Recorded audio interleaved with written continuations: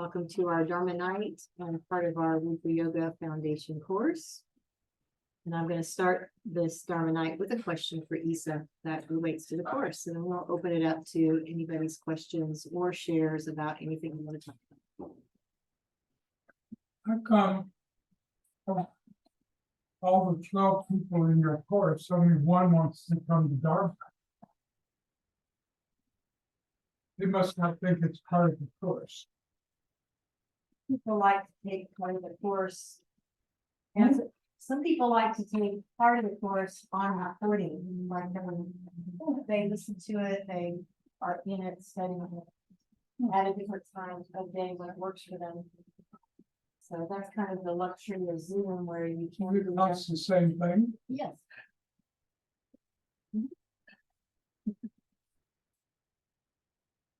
I have a question for you. What's that? I want to ask you about the tuning fork. The tuning fork Okay. and walking in the footsteps of one awake. And what is known as popularity, right? In the Sufi tradition. So we talked a little bit about that. Walking is a rhythm, and someone who's awake is in a rhythm. And you can get behind them, you get in that same rhythm, and you start absorbing that state. That's what Tassa worries about. And you can also do it around, it's done in India around graves. But somebody will build a grave and going. Right, yeah, circumambulation Mhm. one way. So We you have have, stories about Horizon on 17 when he built his mausoleum out of rocks and he hewed himself and he got in and never came out. That's a very popular place to walk around. Not to worry. who did that? Jadeshwar Maharaj.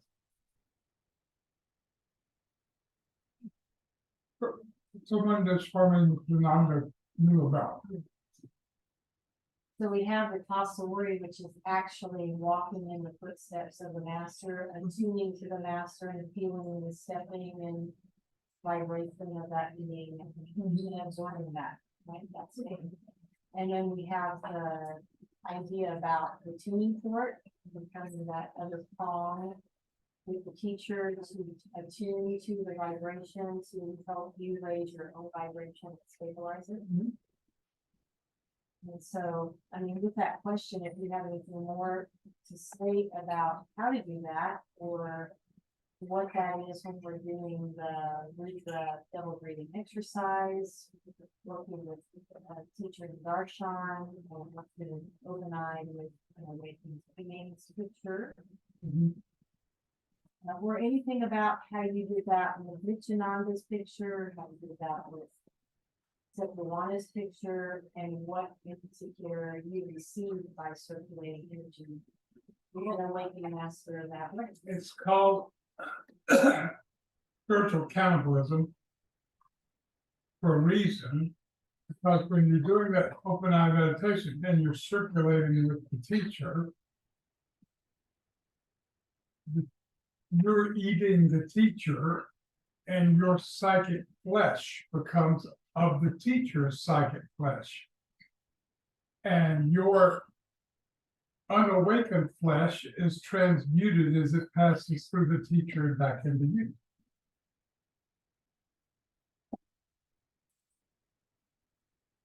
Does that answer your question? Yeah. Yeah. And then I know you sat at Yogi Bhajan's feet a lot. He allowed you to sit with him while he worked with students and whatever. Yeah. And you didn't know Rudra meditation then yet. Yeah, I did. Oh, you did know it. That's what I did. I practiced it. All right.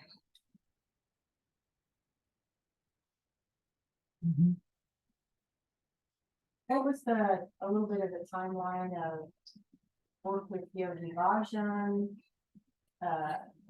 learning the exercise, the double breathing exercise, working with Nityananda, Luana.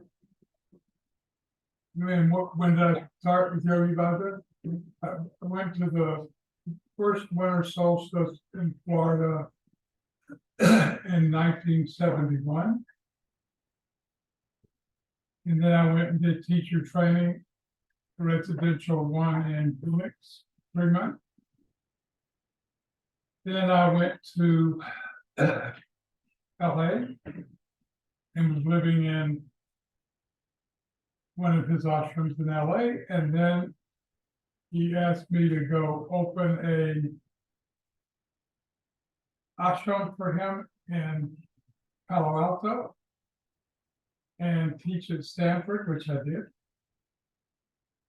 And then while I was there, I went up to San Francisco and was introduced to Sufi dancing by a baker that I met on the Palo Alto Mall. And when I did Sufi dancing, I had this experience with the heart just burst open. And I knew I was supposed to study with Sam. Sam was dead at that time, so I went and studied with his student and lived in that Sam's house. And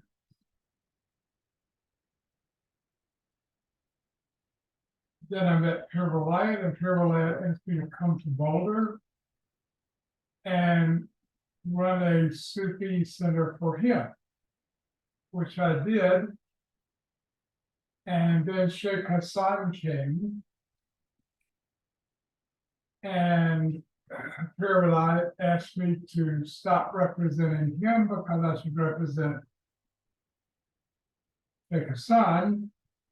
So I was in that process when one of my students asked me to go to this new restaurant called Rudy's Restaurant that opened on the Boulder Mall, and I went down there and met Jim Torty. And he told me about the practice they did twice a day and asked me if I'd like to do it, and I did. And I did that 3 months, and then he told me I didn't need to do it with the group anymore because I'd had an experience that I shared with him. And that's how I learned how to do that and how I connected with Nityananda. And then where does Dr. Ilvan fit in there?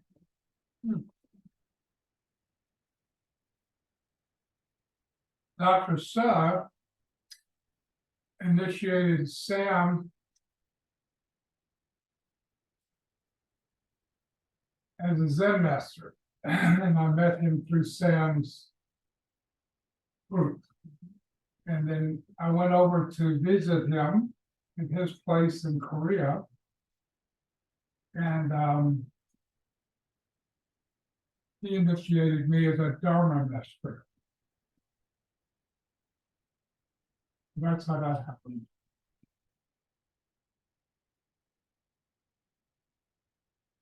Right, and are there any other beings that you met in human form walking on the planet that were significant in your development?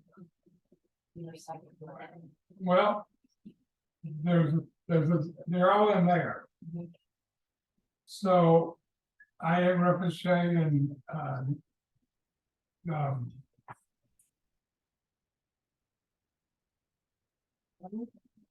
huh? Now I'm kind of wondering. Oh, I'm not gonna agree. That's right. That's for sure. Those two. I think of another one. I'll tell you.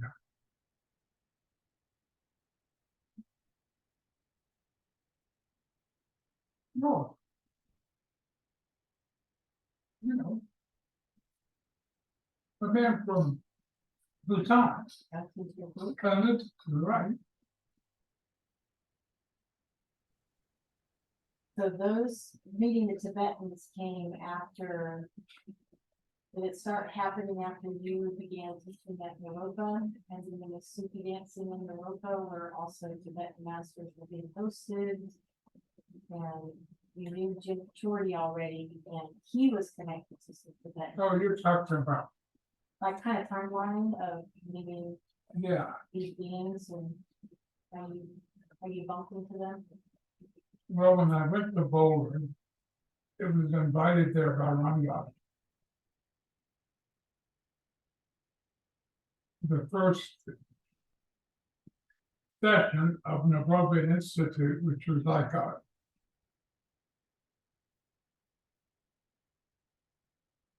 from purposely teaching 3 nights a week, and then Ramdas taught 3 nights a week, and he asked me to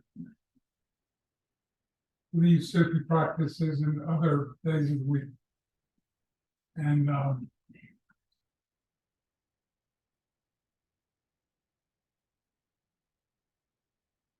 thinking of his name, the man that came to Boulder, and he pictured like a head, almost like an alien head in Vancouver. Yes. He's reincarnated. I can't think of his name. I told you about him before.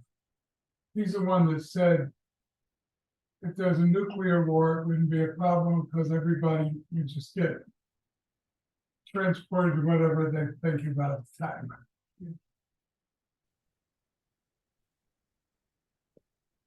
Kalu Rinpoche? Collins, Colin, who said that? Ruby. Thanks, Ruby. That's right. You're welcome. Good. I like that.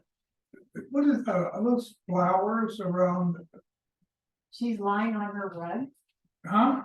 Mara is lying on her rug, which has a flowered pattern. And has the screen. And I have my computer screen in my feet. I don't know that one. It's making my hips feel better. Good. It's like doing legs up the wall, only I'm holding your image in my feet. How about that for root work?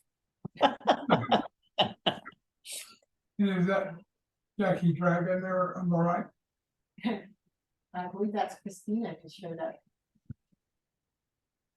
Just moving her head around? Oh, maybe not. Maybe Saraswati? No, I'm not sure. Who are you? You're far away. Oh, Who? is it Melissa? Yeah, it's Melissa. Melissa on the bottom right. I'm in my space at Liberty. So Melissa, who is joined us from the course, she's from San Diego, part-time Liberty Rising, part of the Liberty Plan.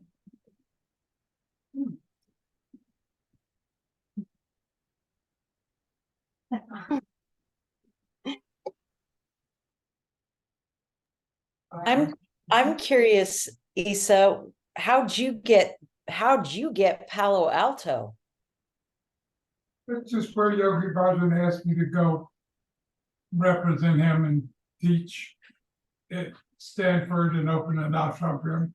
It was his idea. That was in 1972. Do you have any sense as to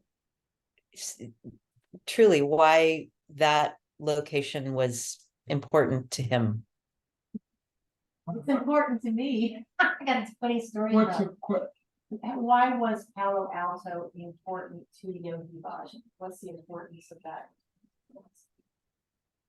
I have no idea. Yeah, I mean, he was in California, it's part of California. But I really don't know. He never said anything like that.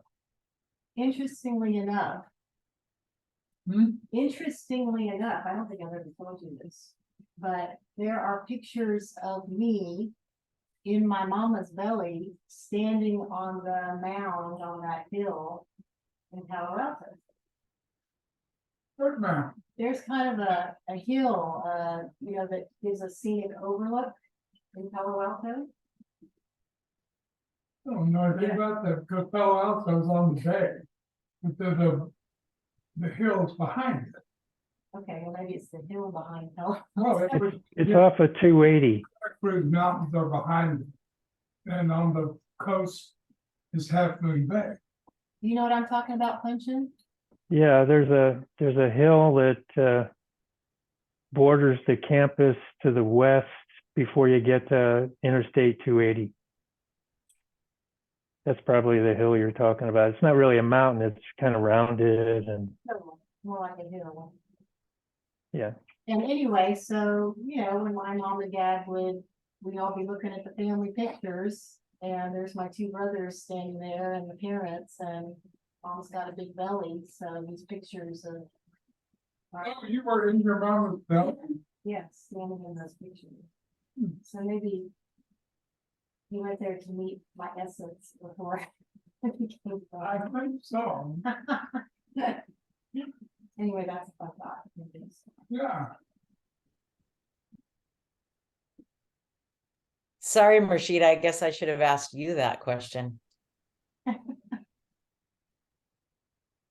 Well, sometimes- That was what was special about Palo Alto.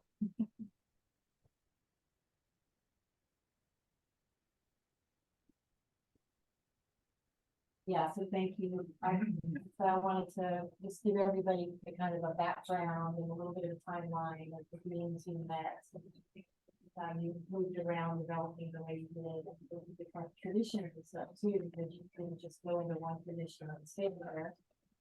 You fluidly moved around to these different meetings, mastered different traditions, and absorbed all of that, and then therefore, when I came along and so gave me a sadhana, it was, first of all, Kundalini yoga for the first 3 years I was around. That's what we did for morning practice, evening practice. Of course, the Mudra meditation. And then after 3 years, somehow you decided to start reteaching Tao yoga. And you sent Spanda up to the Seattle Practitioner Center to first teach us Tao yoga. And then we took on that sadhana for a year. And you came during that time and also taught it to us directly. And then after that year, then I think the Tibetan yogas came in, and we were learning that from Namkai Norbu, the Yantra yoga. And so we took that on as practice. And then it wasn't like take that on for a full year, but while we were doing that, the sadhana was something like, okay, do Kundalini yoga one day, then do Tao yoga the next day, then the next day do Tibetan yoga, and then repeat. So just following those 3 traditions and repeat. So traditions didn't fall on the same day of the week because of that. It's like sometimes Monday was one tradition, sometimes another. And then you gave mantra practice the same way from the different traditions. Yeah, And that included the Sufi spin practice. And we rotated all those spins around and around and around. And then the evening practice was, the morning practice was 2.5 hours. The evening practice was 1.5 hours. So a shortened version of the same thing we did in the morning to kind of maybe recapitulate and refresh and clear from the day and be ready for a clear open evening. And later, after Lisa and I lived together, we met somebody in Ashtanga yoga. And that was really the first time I did the Hatha thank yoga. you before. After doing those 3 traditions, then it was Hatha style through the Kapha Joy's Ashtanga yoga. And somebody who gave us kind of a warm up to the first series. And she came to my house when we was Charlene. She gave us a kind of a warm up series to the first series. Now, who's that? Charlene, is that her name? Charlene. The lady who lived on the beach, lived in her aunt's house. She inherited her. Oh, yeah, Charlene and Charlie. Yeah. And then eventually, Tim Miller and Encinitas would host the Coffee Joy to come teach in the studio, and we went to some of those classes when the Coffee Joy was in town, and got to experience him.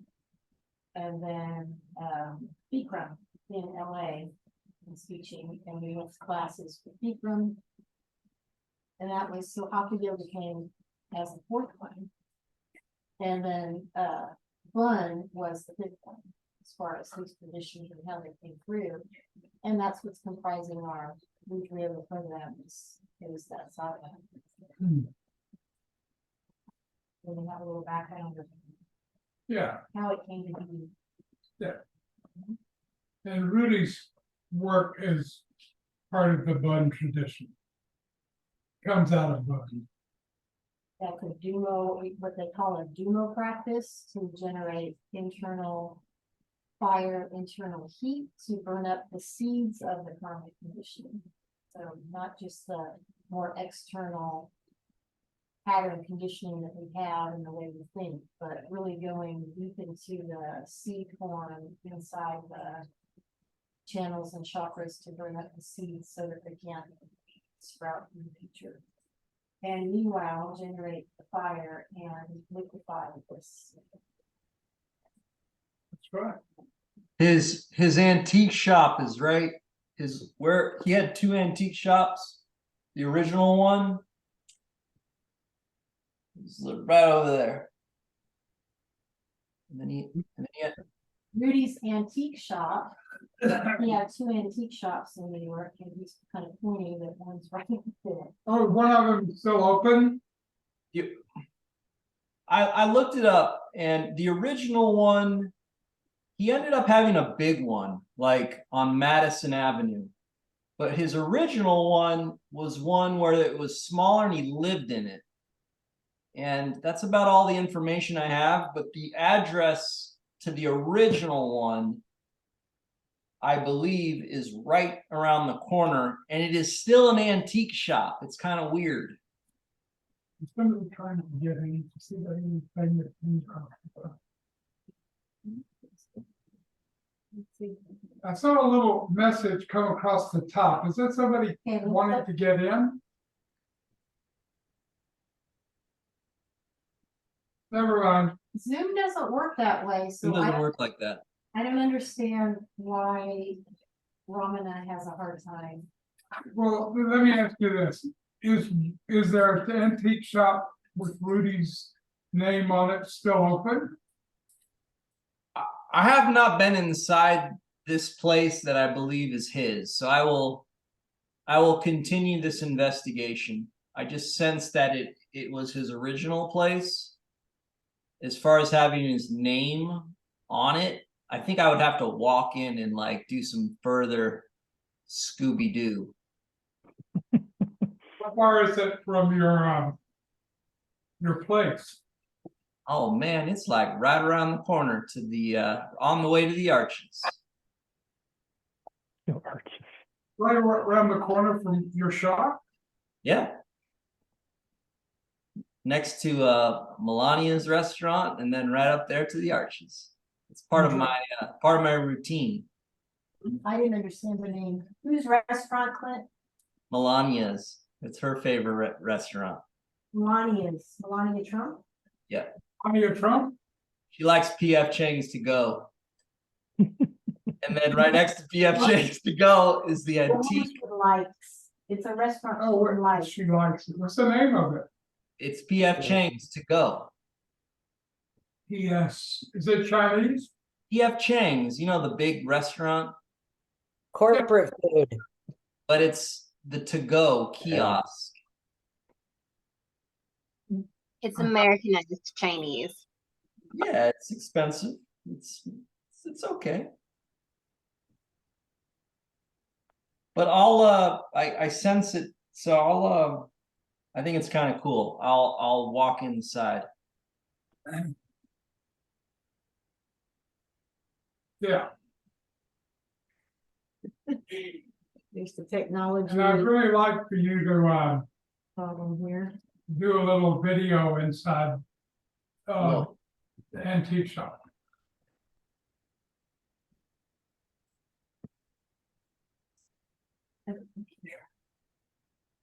There she is. She got in. What happened? She's in. Ramana. And she couldn't get in, so you did something? I just sent her the same link. It's posted already in all of our threads, but she's in. You put that third couple back. The thread was so long, I finally found it. Thanks, no, Put more space milk in it. you know, like scooper.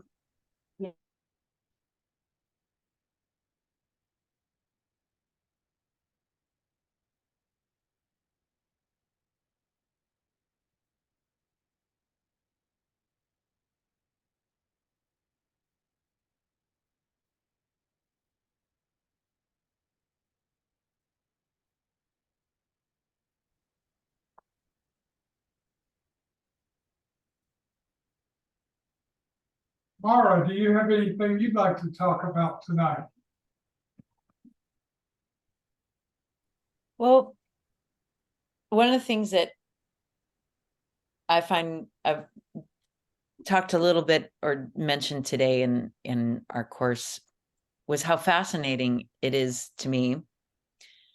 For example, in the Rudra hut at Liberty Arising, as it is currently named, in the Rudra hut, it's amazing that there are these characters in our current gathering of people that in essence not only to some degree look physically like some of the masters in the room, but even energetically I can feel the resonance of the current people, like some of they're carrying those masters' essences. And I was asking Murshida today and some of the masters that she was sharing with us on our thread. There's one that looks like Jim Yassim. Is that how you say his name? His last name, Yassim. And one that looks like Jim Freeburn. You know, there's an essence to these people in our current, or in my, I guess I should say my current circling of humans that resonate or seem to remind me when I look at these masters, I go, oh my goodness, there's some of that person there. And I just, I find that very comforting in a certain way. Like it's an aha. It's a part of that synchronicity I was talking about the other night that's how resonance or synchronicity or something arises for me. And it really brings a lot of joy. Who's like Melissa? Yeah. In the Rudra hut, who looks like Melissa? He's asking. That's a good one. Well, there's, Anybody? I mean, We added a couple. Well, Rachel added, I think, a Melissa, couple. you're muted. We can't hear you. Is that okay? Yep. Okay. I know Rachel added a couple of women in the main practice room in the shala, but I don't know. We'll have to do a test. Stand next to them and compare. Melissa, answer you. She said Rachel had added some women masters in the main shala. Mm-hmm. She said we'll have to stand next to them and compare.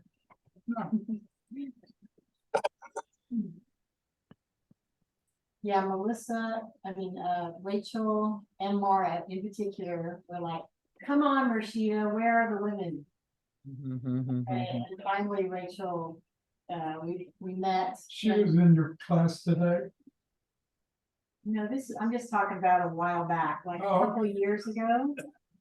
Because we had all men masters in the shop. well, I would like to interrupt and perhaps bring focus to Anastasia, because she really owned that occurrence, at least to my face. Stacy Anastasia. She was another one. Where are the women? Well, she owns it. She's like, I had a talk with Murshida. I'm like, you can have that all. And I'm so grateful for that occurrence. Yeah. So anyway, Rachel met with me directly, and I pulled out the old slides. We have all these old slides of the masters from when you traveled to India and took pictures, or you in my tray or whatever, and I have all the slides. So I found all the ones of the masters, and like the couples, and showed them up to her and let her pick the one she wanted to put up. So we have the Mother of Boroville, and we have Mother Mira, which is the picture I think I can do that, I'm not sure. We have Mother Krishnavai and Anandamai.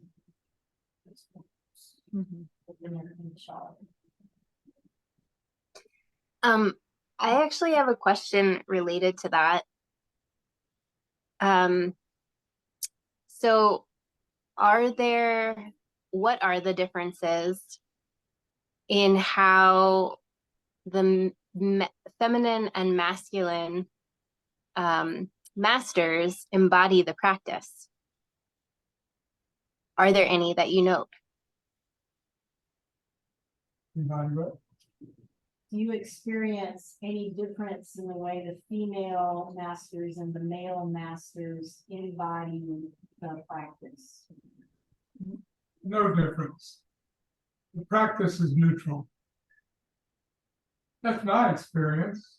Do you experience that they embody it differently? I think there's a little bit of an inherent difference sometimes in teachings, but just with what a masculine teaching looks like versus a feminine teaching, like feminine energy feels a little softer in its invitation, and a masculine can be like directive and guiding in different ways.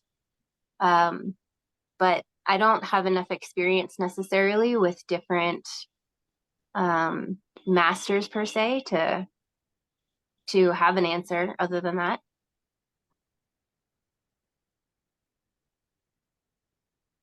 I see what you're talking about. It's almost like when you read the books of someone like Ananda Mayama, like what anybody's reported about her saying or speaking or the way she was, or the mother, and then compare that to Sri Aurobindo or Ramakrishna.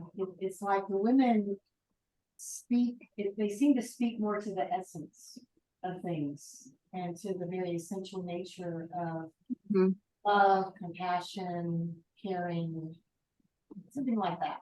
And like taking care of the heart, and somebody like Pema Chodron, my teacher today, really speaks to how to deal gently with yourself, with compassion, kindness, accepting yourself, and with gently moving towards your edges in what's doable now and gradually progressing like that. You know, they are more soft and understanding you're not alone. There's other people that feel like you do, and kind of a unified field, stressing kind of a unified field of all of this. And then, yeah, some of the male teachings, the masters, like you say, can really, the Tibetans love to really break it down in very, very specific, distinguished lists of things. Like there are these 4 parts of this, and then that has 5 parts, and then that has 2 parts inside of each of those parts. And they really, you know, lay it out in very explicative detail. So maybe like that and that kind of expression, but working with these teachers, circulating energy with these teachers, I also don't experience any difference in working with the female masters, which is why I wasn't one of the people to necessarily be like, oh, we got to get the women in here. I wasn't hungry for female presence because I can feel female presence in the masters for holiness community. That doesn't mean we shouldn't have women, and I'm really happy that we do, and I'm happy we have them here.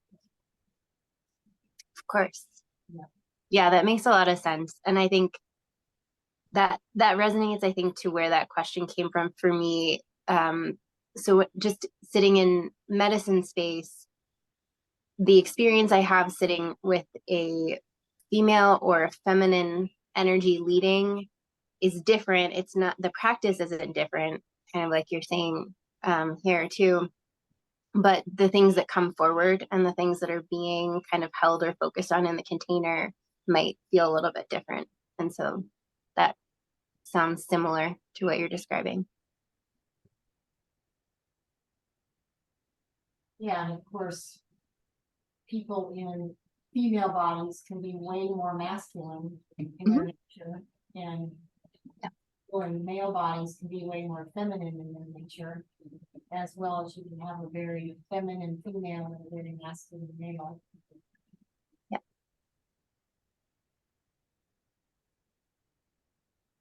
And really unique and wonderful things come out of that.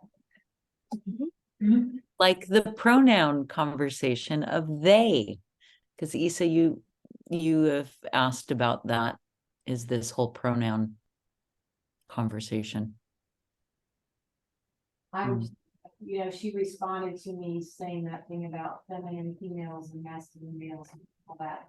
Different combinations and wonderful expressions come out of all of that. And then we have these pronouns of she, he, and they.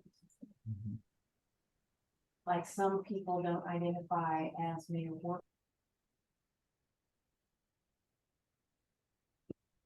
I mean, if I would cut my hair, people might have to ask what my pronoun was. Once upon a time. Maybe still. Never understood that. and some males want to be identified as she, and some people want to be identified as he. But then there's these neutral folks that want to be identified as they.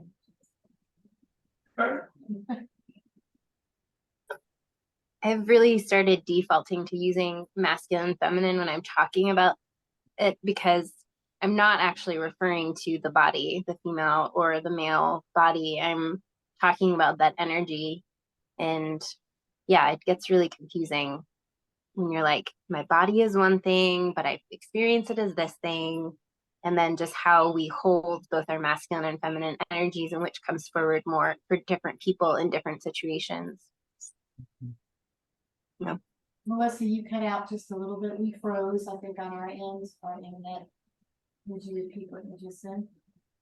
I was just saying that I've started defaulting to using masculine and feminine when I'm talking about sort of that experience or energies or characteristics, as opposed to the male female, because I'm not really talking about the body. I am talking about the energy sort of the masculine versus feminine. And I've found it really helpful and interesting in how it frames conversations.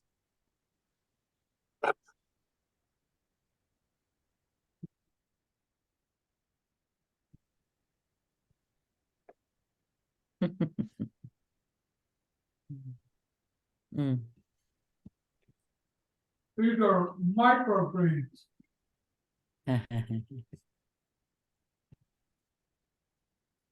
Sorry. I'm going to sign off, and pleased to be with all of you. And thank you for our practices today, Rashida. Welcome, Mara. Thank you for being here. So we'll be here tomorrow night. We'll see you then.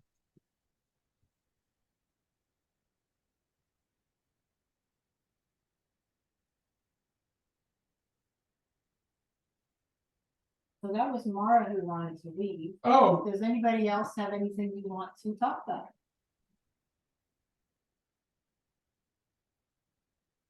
Function. Bunchen, what do you want to talk about?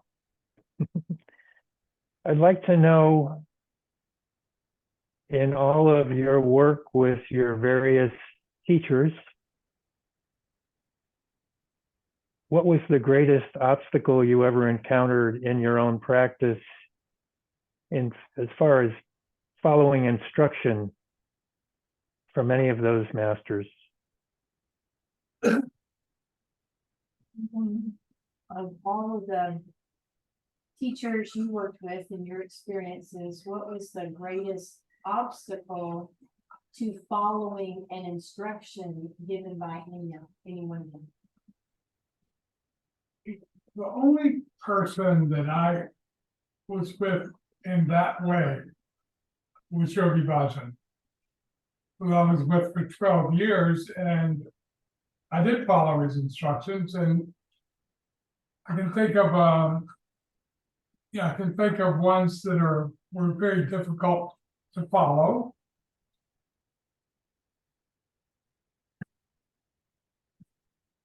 But what do you want to know? Could you describe the nature of the obstacle? Oh yeah, there was one. Okay. I had a relationship with someone who had been in our yoga school, and I had sent out to run a yoga center. And Yogi Bhajan told me it was not a good idea for me to be in a relationship with that person. And it was very difficult to break off because I had strong feeling of connection. That was really the only thing I can think of, the only time that came up. Hmm. Have you ever had that experience? Yes. Was it the Chino girl? Uh-huh. No, Chico, no. It was Kaive. She was Not the Chico woman, but Kaive, that was difficult for him. Oh, yeah. How are you and Susan coming along? Good. Yeah, we Good. get along very well. I think it'd be good for y'all to live together. She seems to be tuned in the right way. Great. Is there something you'd like to talk about?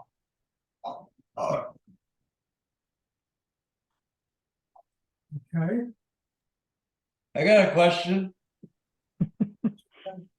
Clint said, I have a question. What's that, Clint? Would you like me to speak slower? Speak slower. Would you like for him to speak slower? I don't experience that you speak very fast. Okay. What would Yogi Bhajan do about poor people? What did he do about poor people? Well, the reason why I ask you this question is because other than you, the only person that I know that has like a really deep physical and close relationship to him was Satjivan Singh. And he still has a relationship to Yogi Bhajan because, he's his attorney. And when I had dinner with him, one of the highlights of our conversation was a practice that he developed that was given to him by Yogi Bhajan, and that is to completely spend every single amount of money he ever made daily. And I thought it was really powerful, because at the time he was probably an attorney, so he probably made quite a bit of money per hour. And he spoke to me when he said that, and he said he did it for about 5 years, that he would exhaust every single amount of money daily. And what it basically created for him was this sort of like a vacuum of, basically he told me his belly got bigger. Yeah, out of that vacuum, more money gets sucked in. Yeah, and it just created more abundance. But that goes back to my original question. Well, what about poor people? Would Yogi Bhajan say, spend all of your money and get abundant? Like, I don't know anybody around Yogi Bhajan that was poor or couldn't afford it. I've never heard that before, but I think it'd be great for you to practice it for a while and see what you experience. Well, that's pretty much what I do. But I was wondering about poor people. You already do that? Oh, well, I don't, Yogi Bhajan didn't have anything to say about poor people. Okay, because I often wonder, like, did he ever have any students that were like, couldn't afford things, or poor people? He would never turn anybody away because they couldn't afford to come to a class or a course. But he really gave people the knowledge to generate wealth. So none of his students, even if they came poor, remained poor for very long. Good.